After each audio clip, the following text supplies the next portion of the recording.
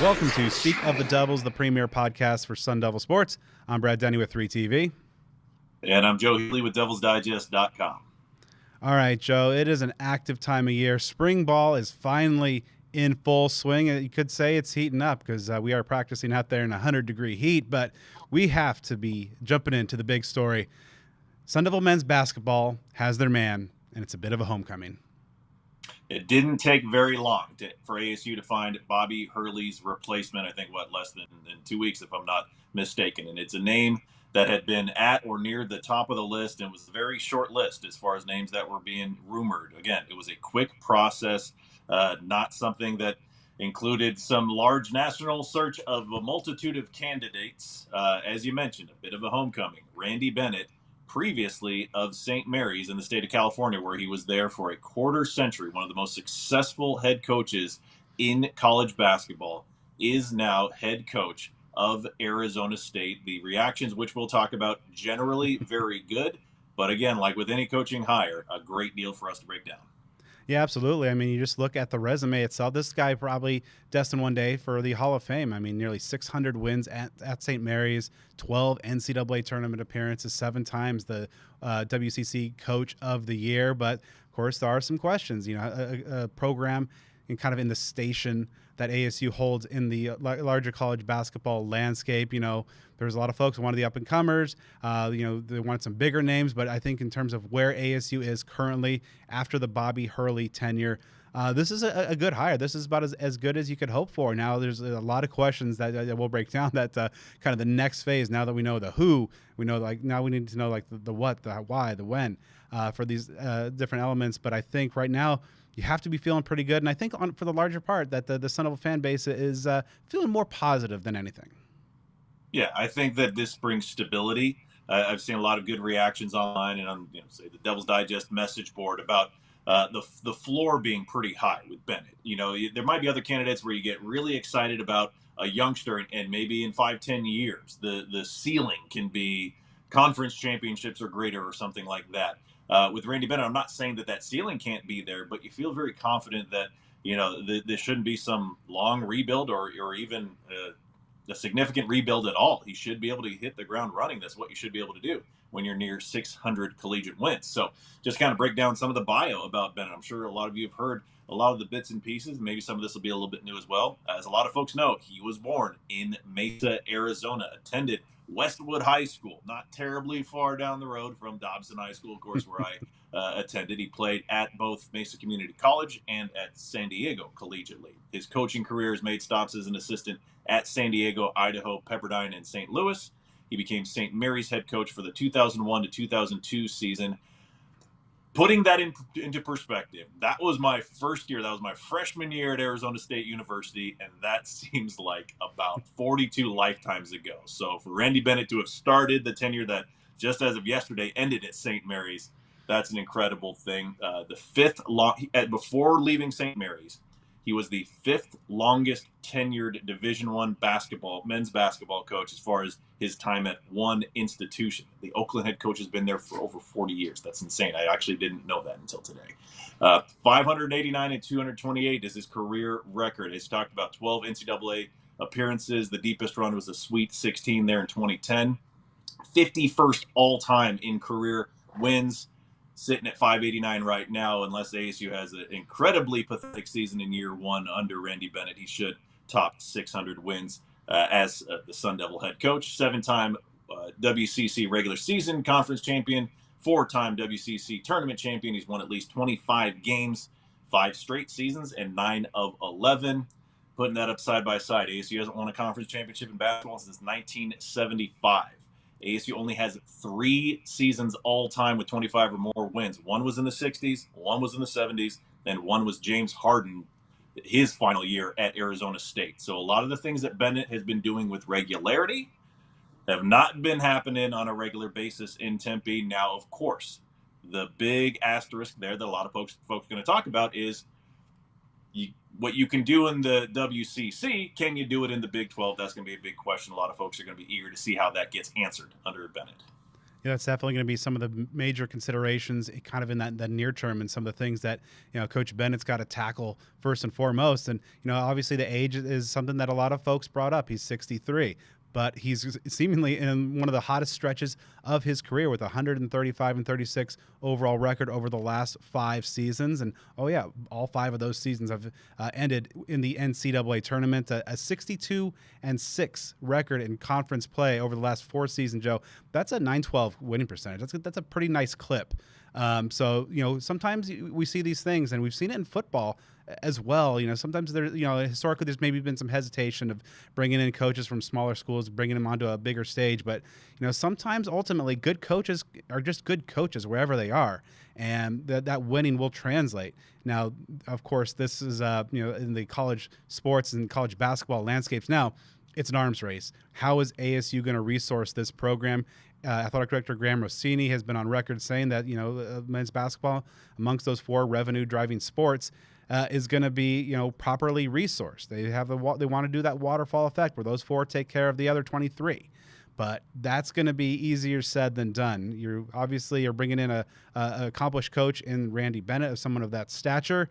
But man, I mean, this is going to be, we've seen the tournament results and appearances already from this year, just in the last couple of years in the Big 12. And ASU's got a lot of ground to make up. And getting a coach like this, it's a good step one, but it's more of a starting line than anything.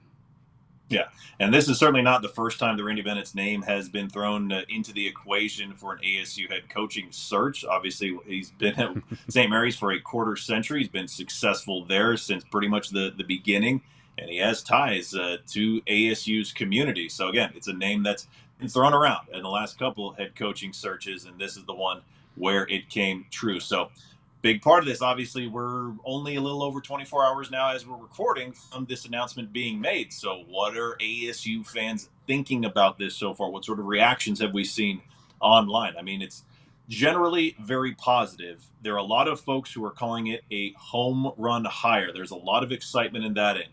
I'd say an overwhelming majority is probably pleased with it. Maybe they aren't calling it a home run, but they're not disappointed. There are some folks that maybe seem to have preferred kind of the Kenny Dillingham model of a younger coach, maybe someone under the age of 40. Obviously, there's one specific name that's been thrown out that fits that bill, and maybe some folks might have preferred that from the young angle. I don't think that I've seen any reactions at all, at least that's come across my vision, of folks being really disappointed or angry at this. So I think like the worst reaction or the most negative that I've seen is just like some slight disappointment that it's not somebody in his 30s, something like that. But I will add, obviously there is value going the Kenny Dillingham route. ASU's football program has been generally turned around completely in a positive direction since his arrival. But the college football national championship was won by a head coach who's in his 60s, who had success at lower level schools and worked his way into a position to really take over a power conference team. The Cignetti model is one that I'm sure virtually every program in the country at all sports is going to try to follow. But if fingers can be crossed as hard as possible, perhaps Randy Bennett, again, I'm not saying he's going to put ASU into a national championship contender, but just an example of someone who, though others might be saying, he might be past his prime. This is a young man's game with the portal and NIL. You just have to be able to be on their level a little bit more than maybe your typical 60-plus-year-old coach can be. But there's value in that experience and that accomplishment. And kind of like Cignetti, if you Google Randy Bennett, you're going to find out he's a winner. Yeah, and that's, I mentioned earlier, just, that model, just coaches win no matter what level they're at. And Cignetti is, the prime example in college athletics right now of that very thing. And, kind of going back to your metaphor, some folks calling it a home run. I'd say it's a solid, like, extra base hit, like a triple maybe. Now, we'll see exactly how, if they can, the roster retention elements, can Masamba Diop be convinced to come back? Is there room in that budget? What is the budget? How is the coaching staff going to fill out? We kind of alluded to, Derek Glasser, the ASU's all-time assist leader, who's now at, I believe, at UC Santa Barbara. Is there maybe a spot for him or somebody like him, a younger, coach, bring some innovation, some energy to this staff? It's going to be interesting to see exactly, what the next steps for Randy Bennett. Now that he has the job, he's back home. He's in the Valley, where his parents are, and he's got that hometown feel to it. All right, now you got to really ramp things up quick. We saw already on the women's side of things what Molly Miller was able to do in year one. So obviously, I think the expectations and the patience for ASU basketball fans probably going to be there. I mean, there's going to be some grace. But I think, in terms of just the absolute meat grinder that the Big 12 is on the basketball side of things, that grace won't last forever. And this is a program and a department that knows it needs to start making some waves. And I think it feels it did so and getting Coach Bennett to Tempe. But now it's ultimately going to be about resourcing and staffing and getting this program ready for war. Yeah, I like the baseball metaphor. So with this hire, he's in scoring position. Maybe it's a double, maybe it was a triple. And then you got to bring in Graham Rossini, a known baseball guy, get him in the box, and he gets to bat him in. You know what I'm saying? So that's kind of that 1-2 combo that ASU, I think, is working with right now. So and some quick results, a quick turnaround from this hire on Tuesday in the ballpark of 24 hours or less after the coaching announcement was made. ASU already got a commitment flip from either 3 or 4 star recruit, depending on which service you look at, by the name of J. Rob Croy, who was committed and signed to play for St. Mary's for Bennett. And as is possible anytime there's a head coaching change, players can transfer. They can be let out of letters of intent. And he flipped, and Croy is now a Sun Devil as of today. Yeah, so that's really some interesting and good news there. And of course, with the transfer portal era, you look at what St. Mary's got on their roster. This obviously is like a 27-win team. So, this is this team that just won 27-6 and had a 22 ranking in the net. They're just one senior on that roster, and there's several impactful players I think that could potentially be in. You have sophomore guards Joshua Dent and Mikey Lewis, junior forward Paulus Marasakis as all conference honors, and I believe the big Lithuanian forward has already jumped in the portal, and so I know ASU fans have already started to speculate maybe if you can land him, somehow find enough change in the couch cushions to keep Jop in Tempe. That could be a heck of a front line there. But, we're already seeing, just within the first few hours, as you mentioned, some wins on the recruiting trail, some flips. So some positive momentum and some buzz is already starting to happen for a program that's desperately in need of it.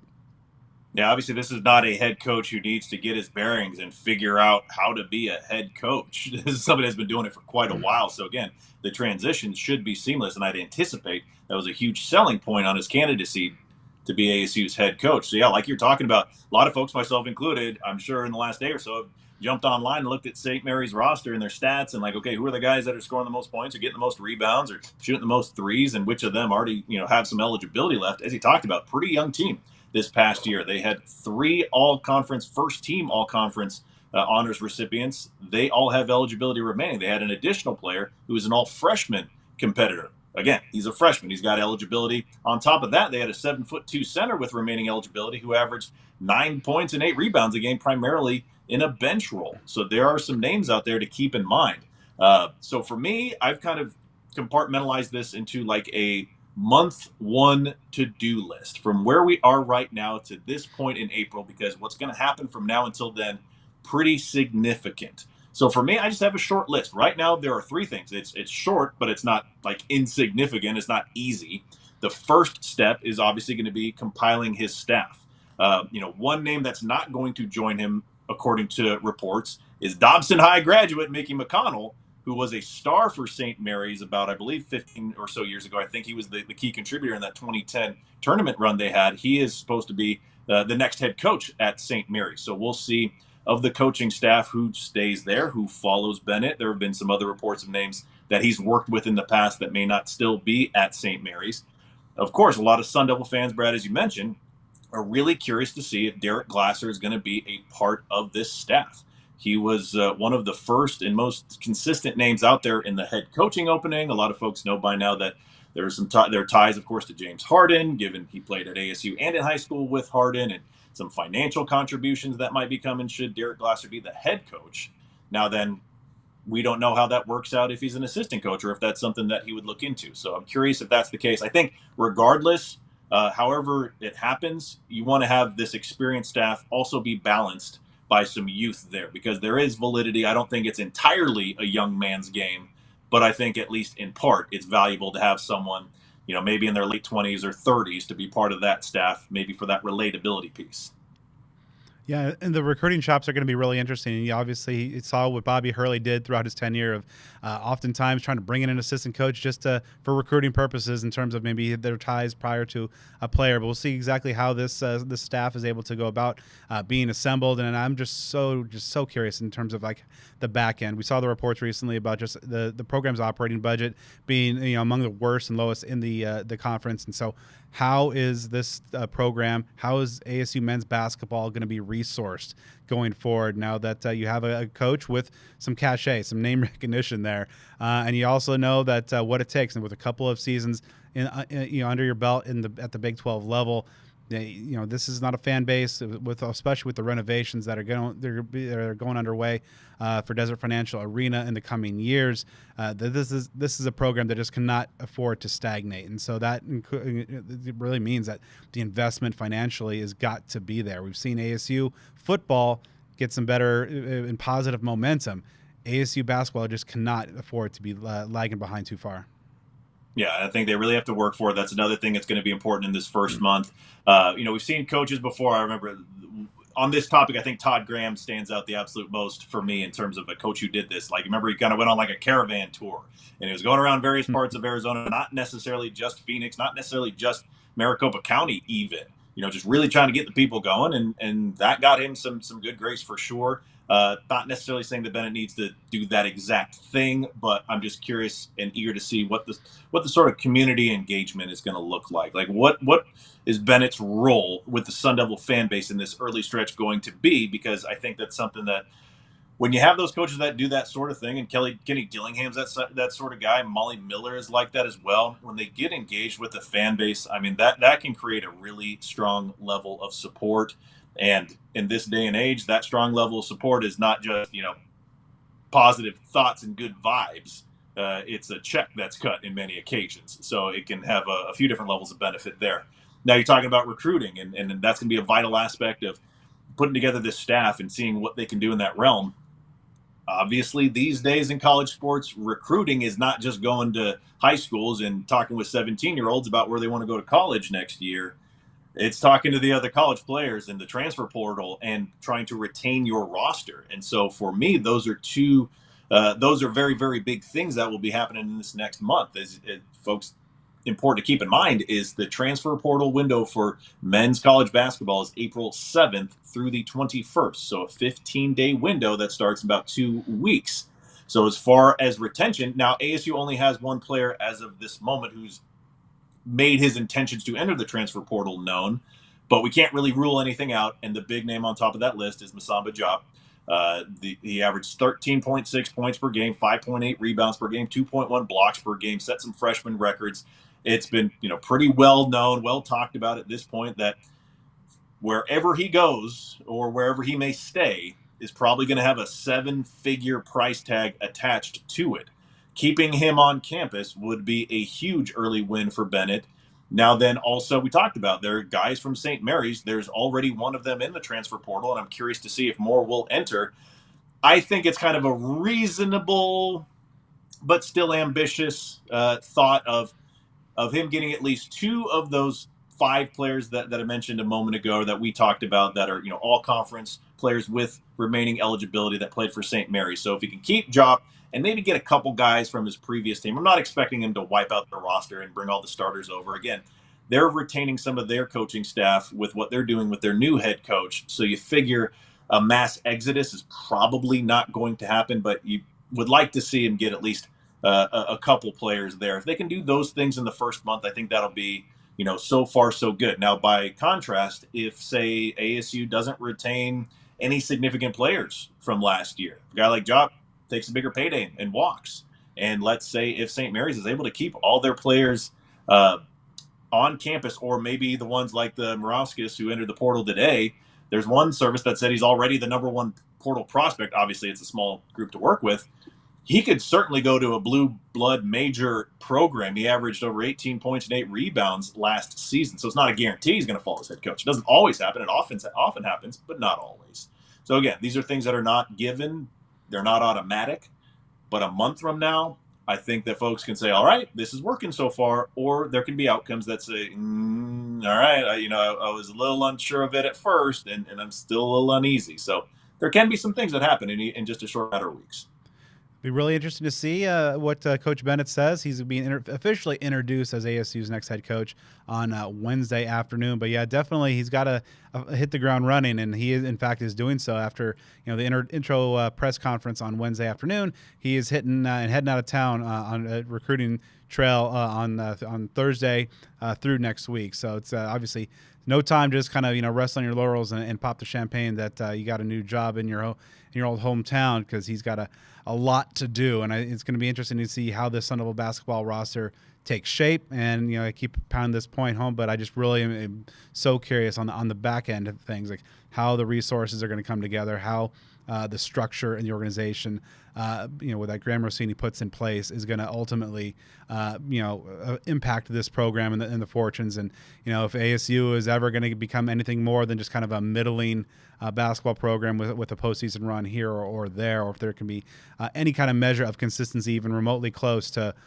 what Randy Bennett did at St. Mary's, I mean, that would be a major coup for the Sun Devils. But overall, Joe, I think we're both feeling pretty good. I think going back to the baseball metaphor, I mean, this is solidly in scoring position, and depending on how some of the other dominoes fall, it could be something that could make for some real excitement come November.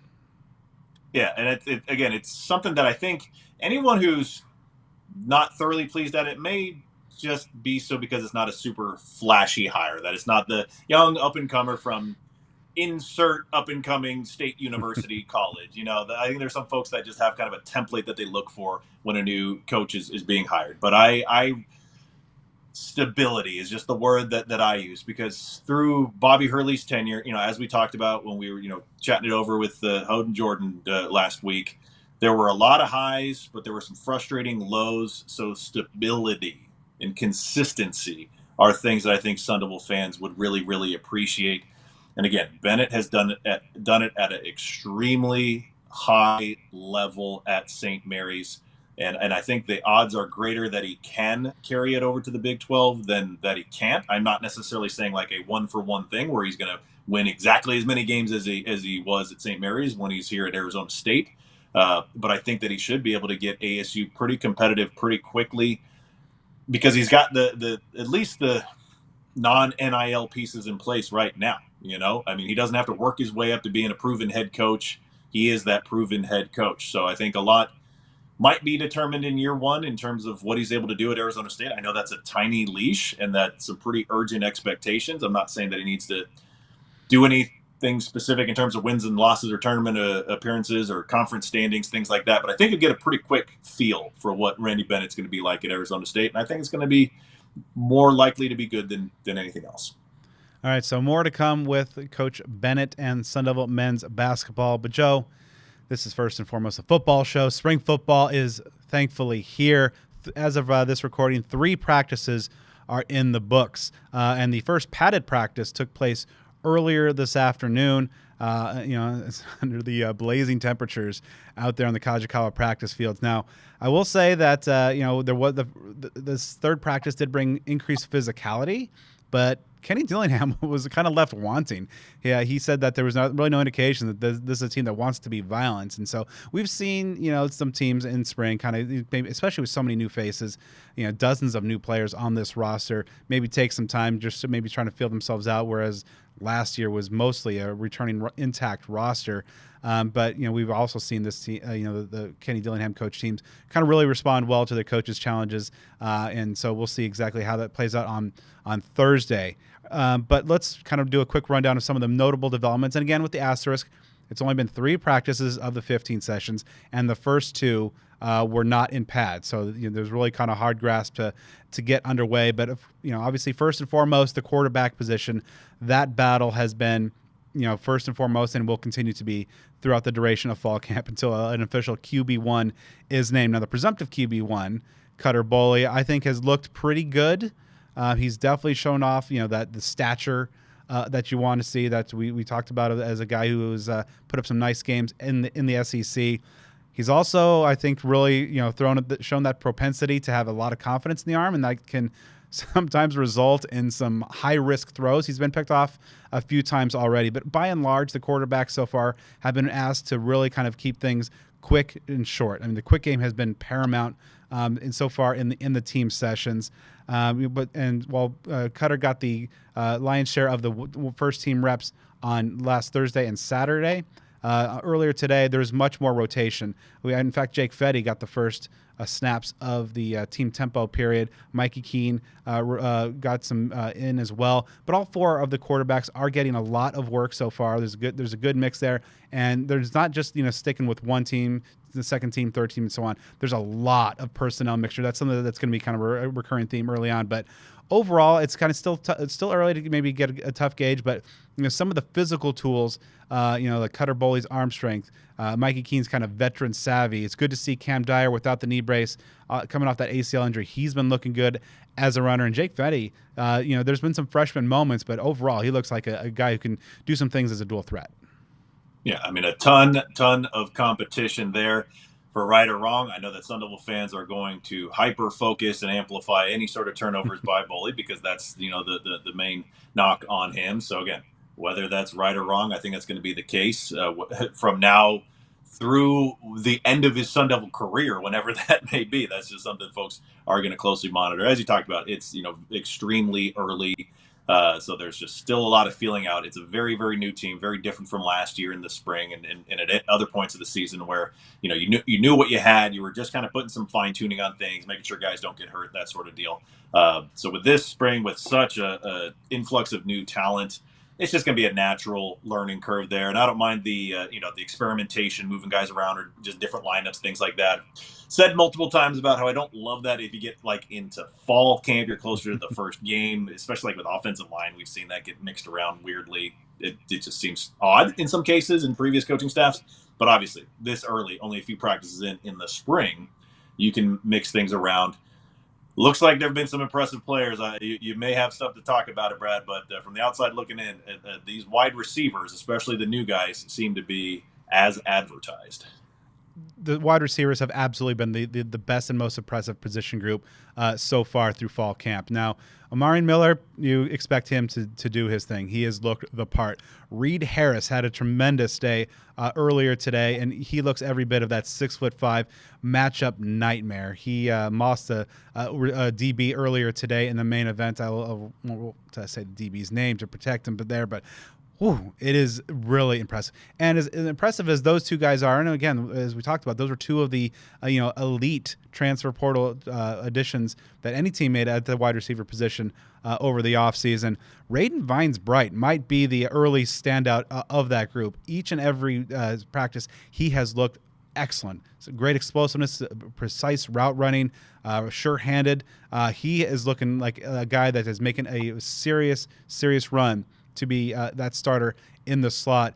Be remiss if I didn't talk about Uriah Nellums, the local guy coming from a small school at I believe Santan Charter.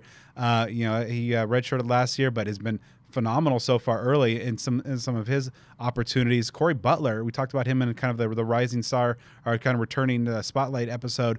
He has looked really good and really explosive as well. So, some of the names we didn't mention, Jalen Moss has been relatively limited. Jaron Hamilton hasn't made much of an impact in team sessions as of yet, but we know his explosive capabilities. Derek Eusebio, of course, is known. He's going to be out all spring due to injury, and he was an all Big 12 honorable mention recipient last year. But there's a lot to be really excited about in terms of, if you're an ASU fan, about this wide receiver position. And this is all with, the quarterbacks that are relatively still new, still trying to develop that chemistry and rapport. So I think, even though a lot of this passing game focus so far has been on the quick game, just short stuff, a lot of screens, slants of that nature. I think, over the course of camp, as that familiarity grows, they'll be taking more shots downfield. And if the early results are anything we can extrapolate, it's going to be an exciting time in Tempe. Yeah, it really wouldn't shock me at all if that starting set of receivers, or at least the top three receivers, are those three transfers that they got. That would make a heck of a lot of sense. And as you're talking about, the transfers are showing what they can do. You've got some, redshirt freshmen, young guys that are showing what they can do. Puts a lot of pressure on that kind of middle group, those ones that are returning players, the ones that you just outlined, but ones that might have to work their way into a starting lineup position. Oddly enough, the best and most miraculous looking catch that we've seen, it came from a wide receiver, but not on a pass play. Talking about this video from Nick McLarty in the punt, and then Omarion Miller just very, very casually catching it with one hand, kind of near the goal line. Like, it is just, I know I've said this previously about McLarty, the punter from Ohio State, about how he has, some social media videos that are so so similar to those old Powerade commercials where it was, I guess AI before AI was really a thing. And now I don't know what's reality and what's fake, because it was an incredible punt, and that doesn't happen often around here. The guy, he caught it, with one hand, like he was barely even paying attention. That video itself just blew my mind. That's all I can say about it. Having witnessed that with my own eyes, I can confirm that is not AI. That was very true.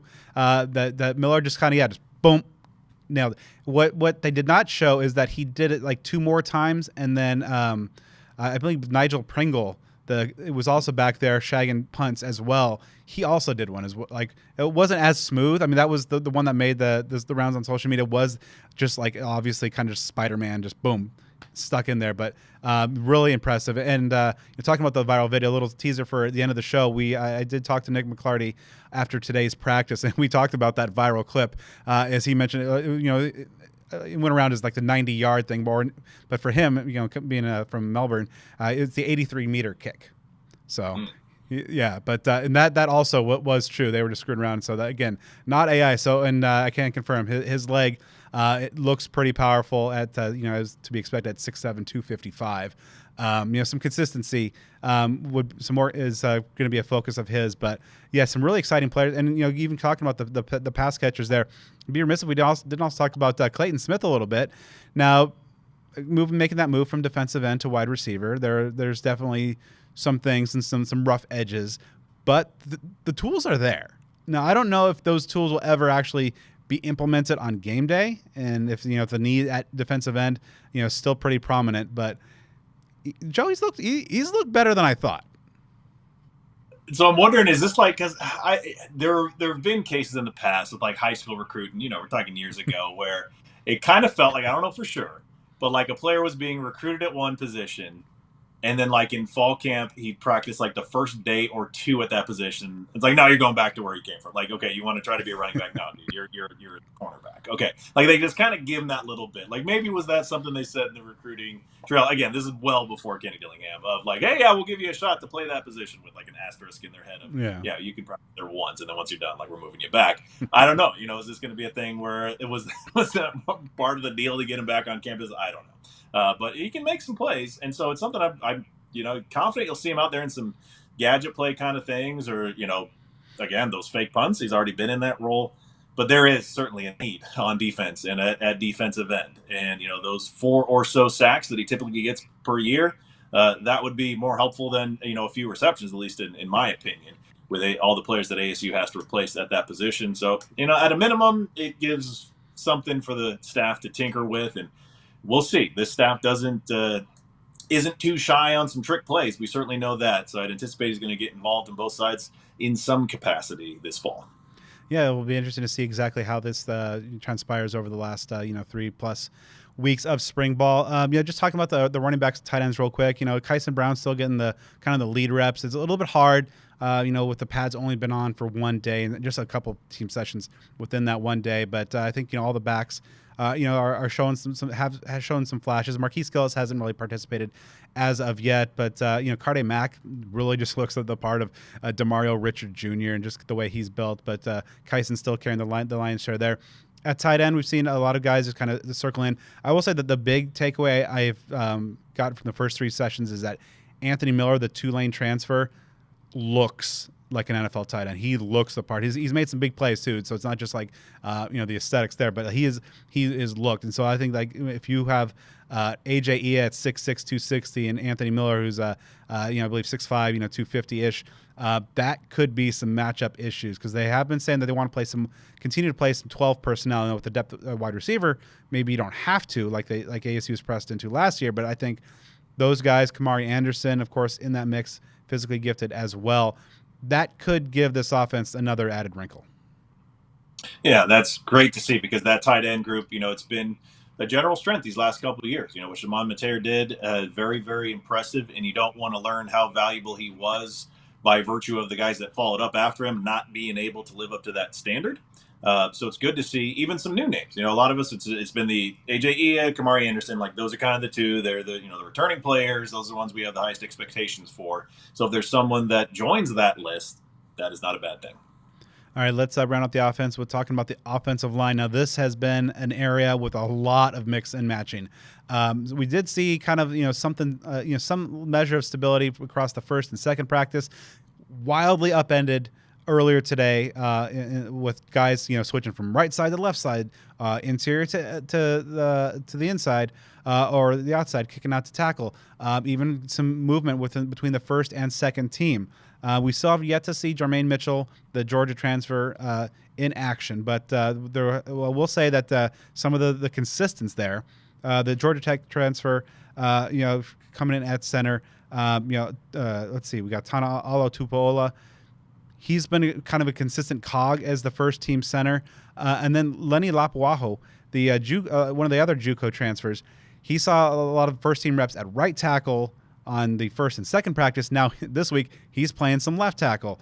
We've saw other mix and matching. We've seen his cousin Rob Lapuaho and Uwe Muti getting a lot of time kind of moving around from on the left and right guard spots. Matai Jefferson's played some guard, played some tackle. Champ Westbrooks and Jalen Clem have each kind of seen time at tackles. But interestingly enough, with kind of switching sides with Clem at left, Champ at right. That's kind of how we figured it would be, as that was the starting configuration in the Sun Bowl matchup versus Duke. However, earlier today, those guys switched around and switched sides as well. So, and the Helton brothers have been in that mix, I should say, as well. So a lot of interesting moves there. So really hard to get a read, especially with only one day of padded practice. But this looks like it could be a lot of mix and matching as Saga Tuatele tries to rebuild a line that is missing all 5 opening day starters from a year ago. Yeah, a lot of mixing around, pretty normal for spring ball, especially in the early going. Good to hear some names of players that we weren't really talking about as, tremendously strong starting candidates. Again, not saying these are guys that we didn't think would contribute or have a role on this team, just ones that might have had a longer path to get into the starting lineup. Very curious to see how they whittle things down and at what point will we see a fairly consistent starting 5, because for me, I think that's a big deal. I think it's a big deal to be able to the best of your ability, lock in your starting 5 or as many pieces as you can as soon as possible. Obviously, you want to grant yourself enough time to go through the evaluations and get guys enough reps to make the decision. So not saying to jump right into things, but if you're, going past the spring, getting into fall camp with a few unresolved offensive line positions and a lot of position battles, that's something where that just creates less and less time for that entire group to work together. And they get to that first game, and maybe there are still, again, some learning curves. I'm getting ahead of myself by, about 6 months or so. For right now, we can focus on this week of spring ball. Good that a lot of offensive linemen have been contributing.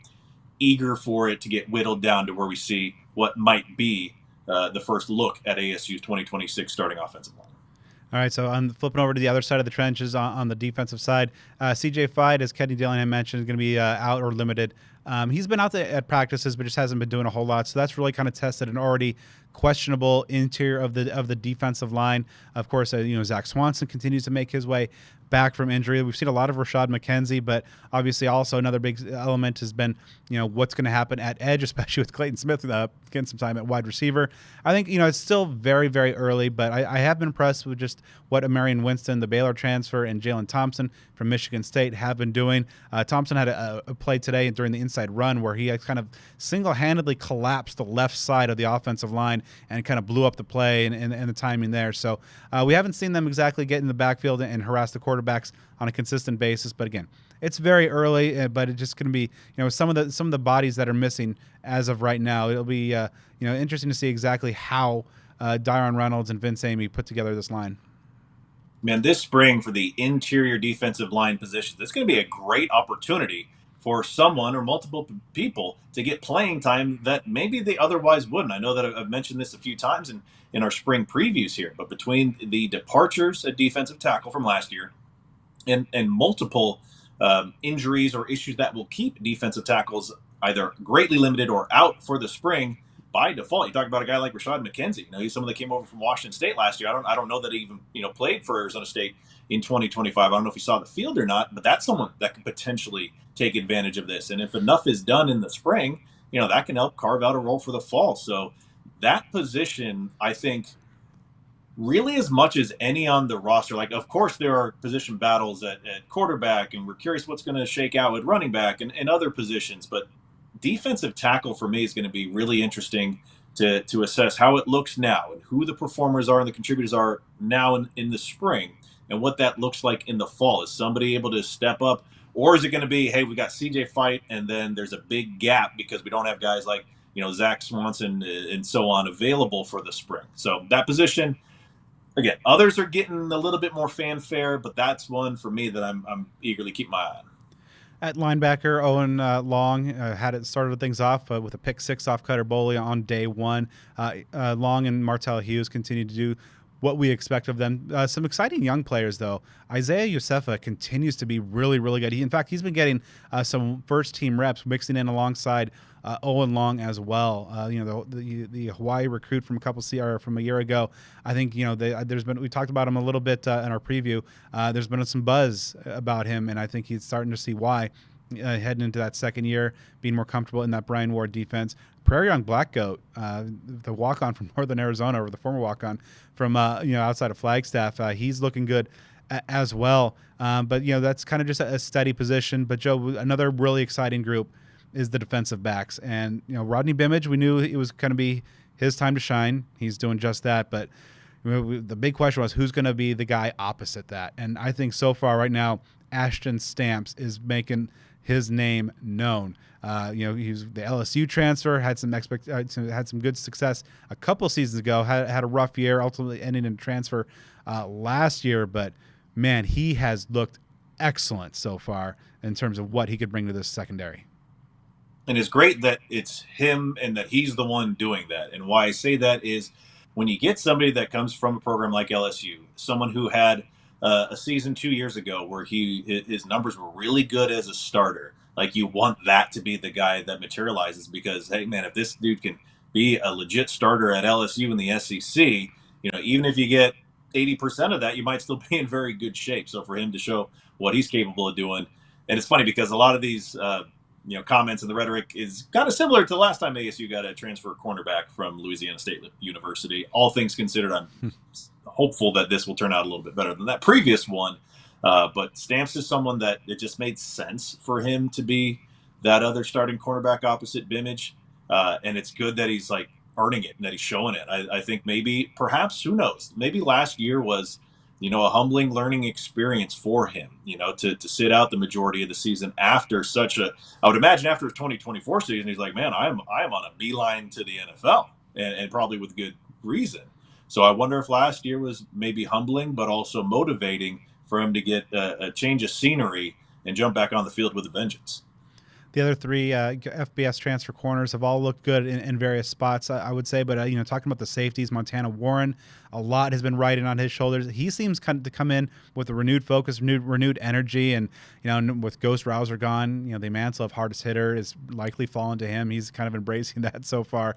But he and Lyric Rawls have looked good early on as a tandem. Of course, Boogie Wilson is out for spring, coming back off of surgery, and that's opened the door for Josiah McGrew, who really terrorized Cutter Boley with a pick and some PBUs during Saturday's practice. He could be a guy. I know you're really high on him, Joe. After what he did at FIU last year, but he's a guy that's been really making an early name for himself at that nickel spot. Yeah, when you see someone who did what he did as a true freshman, still at the FBS level, and when the statistics, there are a lot of boxes that are checked. I mean, that this is a high comparison, but that's like a Shamari Simmons type of player. Someone that's not just getting tackles, not just getting maybe pass breakups, things like that, but he's getting interception, sacks, tackles for loss, forced fumbles, fumble recoveries, PBUs, that sort of thing. Just a stat book filler. That was kind of like what Keyshawn Elliott was. That was Keyshawn Elliott, Zaire Fiancé, when they transferred to Arizona State, was doing some research about them. That was the kind of stuff that stood out to me about those guys. It's like, okay, this is not just someone who's getting like 100 tackles and 8 tackles for loss and a couple sacks. just about every category. He's got some good marks there. So he's done it. He's done it for 1 year as a freshman, and you figure getting to, bigger conference, bigger program, that confidence behind him, and the coaching that ASU has in the secondary. I have quite high expectations, maybe not necessarily on the Martell Hughes level of astronomical expectations for this year, but McGrew is one that maybe it's wishful thinking, but if people are talking to him in a relative light as they did Shamari Simmons, or still do, because here we are today talking about him, that would be something, again, a very massively good achievement, but it could possibly be something that he can do at Arizona State. All right, let's end on special teams, and in just a moment you'll hear from Nick McLarty and Carson Smith, the two new intriguing legs brought in by the Sun Devils. Talking about Carson Smith, he's looked pretty solid. We haven't seen a whole lot of the place kicking, but he's in the moments that we have seen in the practice, he's looked good. Earlier today, he hit from 48 with plenty of room to spare, and then I asked him, what is his max range? Especially, he's making the move from Austin Peay to ASU with some better elevation. He says he in a game situation, he could hit from the low 60s. He said like 62, 63. If they really needed me, 65. We'll see. I don't know that they'd ever roll that out there, but the bar is high after a season with Jesus Gomez, and then the battle between Kenyon Floyd and Nick McLarty is going to be real interesting to see exactly what happens. We've seen what Floyd is able to do when healthy during his first couple seasons, and McLarty.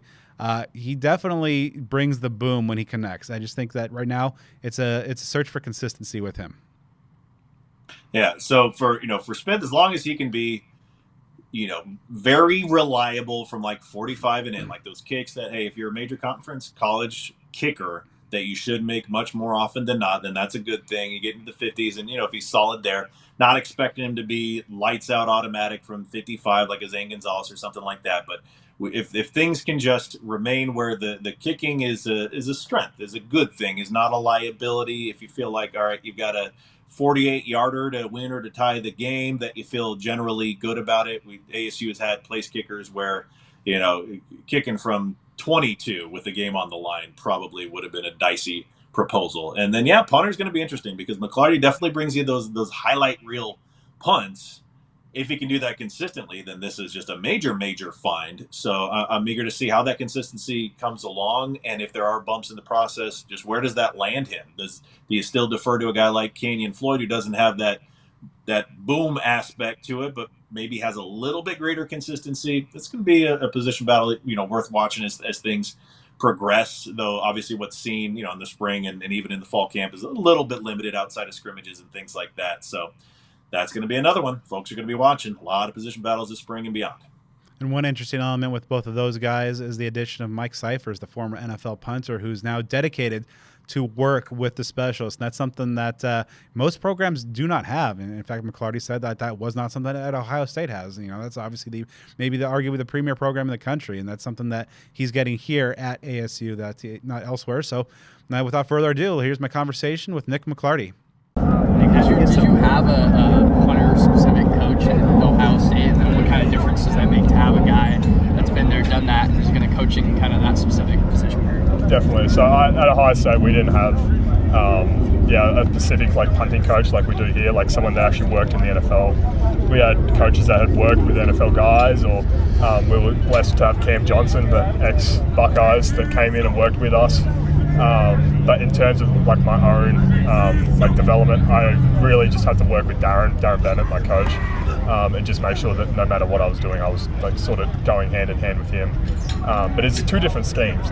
One's a very spiral orientated one, which is here, and there it was try not to get blocked, just hit drop punts, hit 42 yards, and then just call it a day. So it's two very different schemes. So today's a great opportunity. It was the first day for us to just sort of turn the ball over and find a rhythm. I find that I can rush, especially right now. It's early in the season. You want to do everything right. It's good, especially having experience, that's for sure. So yeah. Have you noticed any elevation or kind of the weather affect anything so far? Oh, obviously it's nice to punt with some sun out. It's punting in the cold, especially for a long period. We punted period 11, 12. You punt all the way up to that. You don't want to kill your legs and stuff. So being able to have some nice weather is it helps a lot, and you can punt year round, so it's like golf, you know. You want to play when the weather's good. You don't want to play rain, hail, shine, but yeah, you got to be ready for anything. So why was Arizona State the right place for you? Coaching. I was blessed to have two amazing coaches, Coach Nudo and Mike Cyphers. Mike's got an incredible amount of experience in the NFL as well as in college. He worked alongside my personal coach, Randy Bennett, at the Chargers. Darren finished up there he was there for 8 years, roundabout. I want to say 8 years, 9 years. And then Mike took over from there. So combined, they're about 21, 22 years of experience there. So to be able to work alongside those guys, that's what you want. No matter what position you're in, you want the best coaches, the best people to be around you. So yeah. So do you think there's such a strong connection between the punting position and folks from Australia? I think it's just because we grew up kicking a ball. You have guys that are. I've been kicking a ball since I was 3. So I actually came to America and kicked an Aussie rules ball around in Central Park in New York, and I've just done it my whole life. I had a brother that played professional AFL, and I always had a ball in my hand. I always kicked with him, so it just comes naturally. So and especially how the game's developed now. It's not like the NFL where you have to wait for the ball to be punted. People can take off, you can hold the ball, you can do all sorts of stuff. You can hit bananas and pullbacks and all this sort of stuff, which is all the Australian-based punting style. So, yeah. Do you feel with your stature at 6'7", there's certain maybe advantages to be a punter, or perhaps maybe a disadvantage to compensate for? Definitely, longer levers, more power. With that comes the ability to not be as precise, so you got to really hone your craft. That's what myself and Mike have been working towards. Not trying to swing at 100%; it's 80%. I really don't need to kick it too hard. You just got to be smooth, be short. You say you don't have to kick it too hard, but there was a viral clip of you kicking the ball 90 yards over the stadium. Yeah. Some people say it's AI, but I want you to state your case on it. Is that true? Yeah. So when I say that, because we've had this conversation with the boys, so 90 yards back then was 75 yards punt with a 15-yard snapping distance. So the ball, I think it went 83 meters, which was 90 odd yards. But in reality, it's actually 75. So, and that was me swinging out of my socks. I've got the full video of myself and my coach, Sav Rocker. He played in the Eagles and Washington Redskins back in the day. And we were just going backwards and forwards. He's like, oh, you can't do it. And I was like, okay. So I've got 5 balls of me just trying to rip this thing as hard as I can. And I finally got onto one with a little bit of wind behind me. And I got lucky with it. So. What was it like watching that one tumble through the sky? You're like, holy smokes. Yeah, all I was aiming for was just to hit it over the sign on the building. But yeah, it's obviously nice. Punting's an art, when it comes off nice, it's just like golf. You hear the sound of it, you see the ball fly. It's a cool feeling, that's for sure. You a big golfer? I love golf, especially out here. It's expensive, but there's been some beautiful golf courses. Growing up, you said you kicked the ball around in Central Park when you were 3 years old. So was Correct. this always your dream to come to America and play football? So I kicked an Australian rules football in America. I actually never watched an NFL game until the Eagles played in 2020, I want to say 2022 in the Super Bowl. And the only reason I watched that was because of Sav Rocker that played for the Eagles. He took me to Marvel Stadium in Australia, Melbourne, Australia. He just showed me it and I loved it, and that's sort of how it developed. So I didn't watch a lot of college football. I had no idea what big schools were, or had no idea what Ohio State was or anything like that. So it's cool for me, that's for sure. So having no idea coming into Ohio State, what was that like coming to the facility, seeing all the trophies? It's just like here. It's it's incredible. To be able to walk into a stadium, especially the one here, it's in a beautiful area. It's a big stadium. You've got a lot of crowd. You've got a lot of fans. You've got a lot of people that love to see what you do. It's a blessing, that's for sure. So. And then last thing for you, I gotta ask, man. how'd you get so big? Like, were you eating kale, spinach? Like, just genetic? Like, yeah, I just ate a lot. I was always the kid that was eating, so it was I don't. Yeah. Do you have any tall people in your family, or? Dad was 6'5", 6'4", brother 6'5", and then I was just the bigger one. So were any of them athletes also? Or? Yeah, so Dad played professional cricket. Professional, like semi-professional cricket, professional cricket. Brother was professional athlete, professional AFL. In the AFL. So I was very blessed, and my mum's a triathlete, so she's probably the fittest one out of all of us. So is that your older brother or younger brother? Older brother, he's 6 years older. So did that also kind of inspire you to like want to pursue football all the way? So he was professional footballer for AFL, so at Collingwood Football Club. I was going to go down that route, and a few things changed, and that's how it sort of transpired into what I'm doing now. So yeah. And what can Sun Devil fans expect from you this season? I don't know. We'll just hopefully just show up and be consistent. Just play my role for the team. I don't need to do anything too glorious or anything. It's just do your job and get off the field, and try not to make too much noise or anything. So I'm blessed to be here. It's an incredible opportunity. I've been blessed by Coach Dillingham, Coach Nuno, Mike Cypress. So and work alongside some really good dudes. We got Carson Smith transfer in. He's hoping to have a really good season. Grayson and Wiggles, Tyler, they're both really, really good long snappers. So just work alongside those guys and get really, really good. And then obviously Kenyon Floyd, who did a good job the last 2 years. So just get the experience from those guys and work with them. So what do you want to show this coaching staff over the last couple of weeks of spring ball? What was that, sorry? What do you want to show this coaching staff over the last couple of weeks of spring ball? Just consistency. Like I'm not trying to do anything too glorious. I just want to do my job, do what's right for the team, put the team in a good position. I'm not here to set records or anything. I'm just here to do my job. So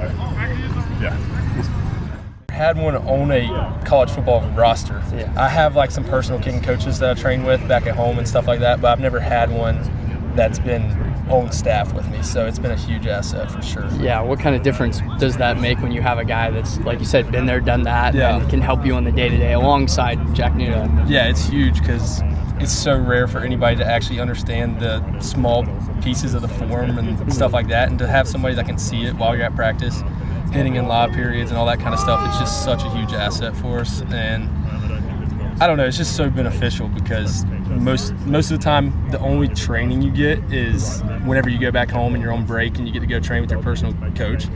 But for us, we get to come out to practice every day and get better with somebody that's done it for so many years in the NFL. So have you picked his brain a ton about just like, I don't know, past stories or kind of technique things, all that kind of stuff? Yeah, we like to ask him a lot about how his like NFL experiences were, just so we know, like, obviously all of our goals is to make it to the NFL, so we kind of want to know what it's like at that level and how to prepare for it the best. I like to talk to him a lot, just preparation and recovery type of things, as well as on the field stuff too. So what have you kind of made of the weather, the elevation? I know that's a big difference for kind of kickers and punters. Yeah, the weather's been amazing. I mean, it's such a help to have the warm weather every single day. And then this is the most elevation I've ever kicked in on a normal basis, at least, and it's been so helpful. We haven't really done kickoff yet, but I'm excited to see the ball fly for sure.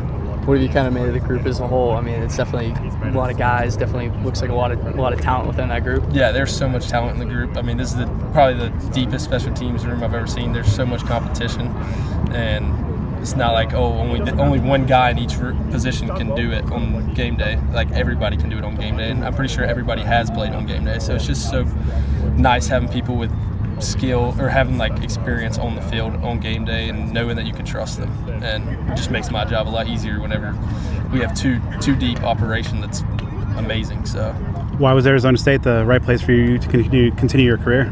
I would say a big part of that was Coach Nuno being here, just because I know I can trust him and he's always instilled confidence in me, and it's been super helpful.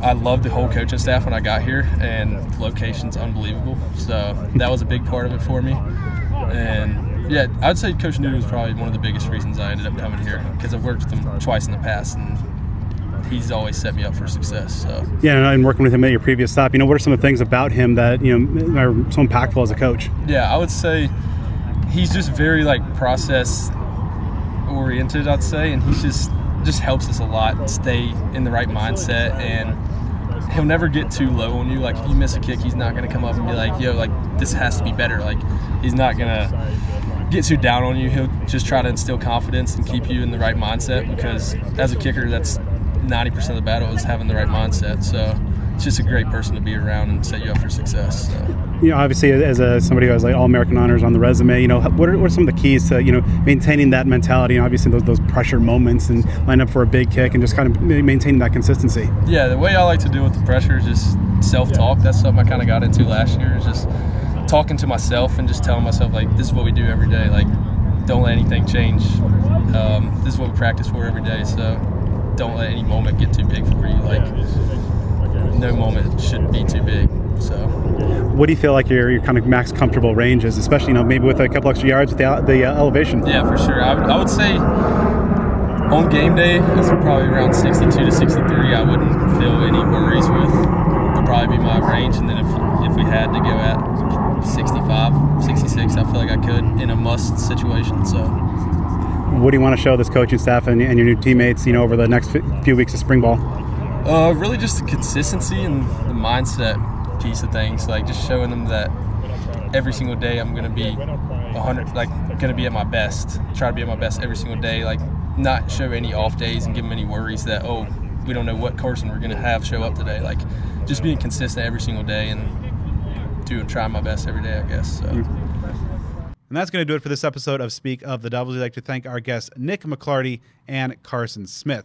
Make sure you stay with the show on the social media side of things. You can follow the show on Twitter at SOTD Podcast, on Instagram at Speak of the Devils. Subscribe on YouTube, follow on Facebook, and give me a follow on all things social at BDenny29. And you can follow me at Joe Healy 42. Got to give a big shout out to our awesome sponsors, Burrito Express. Eat there every day. Cactus Sports. Shop there every day. DevilsDigest.com. Go there on the internet every day. Jones Auto Group. Buy a car every day. Nice Pest Company. Eradicate your home of vermins and pests every single day. And Sun Devil Family Charities. Donate every day. Also, a huge shout out to Moore Lending LLC branch NMLS number 2732146. PJ Saturno NMLS number 257912. Get a mortgage every day.